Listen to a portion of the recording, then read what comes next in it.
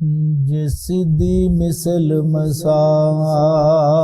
न कोई होता कोई जात शबीरे हसबो नसबो अरफाया लाय सामने आई जगदा पीरे सीरत सारी पाक नबी दी अते मथेओ बदर बनी रे आदम शक्ल हुसैन सखी दी मेरी हैदर दी तस्वीर तीन दिन दे तरे आए बैठे होया सब दियां खुशक ज़बाना फिर भी वध वध जाना दितियां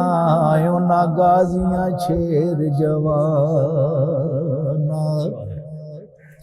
बैत यजीद कबूल ना कीती ताकि आल नबी दियां शाना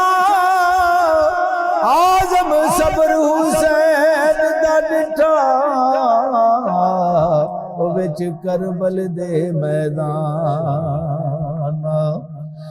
एक एक करके टुर गए सारे होने आई हुसैन दीवारी भैन आखे मैं सदके वीरा मेरी जान तेरे तो वारी छेती आवी देर ना लावी पिछे कली भैन बिचारी आजम फड़ के बाद कोड़े दी खड़ी जैनब कर दी जारी ते नवा लिबास पहना के जैनब की हथी विद्या पाई की जाने उस फेर नहीं आना खड़ी सिर ते आन जुदाई की दसा मैं दर्द जैनब दा जिदी लुट गई खुदाई आजम कब गया अर्श खुदा दा जदों लाश हुसैन दिया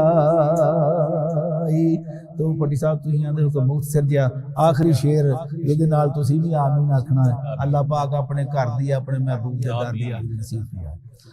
या रब होर ना मंगा तेथों मैनू यार दे देस पहुंचा दे जिथे झाड़ू देन फरिश्ते ओ सोना शहर विखा दे जिन्ना गलियां विच फिरिया सोना उन्हां गलियां दी खाक बना दे आजम ते जे करम कमावे इनू यार दी दीद करा दे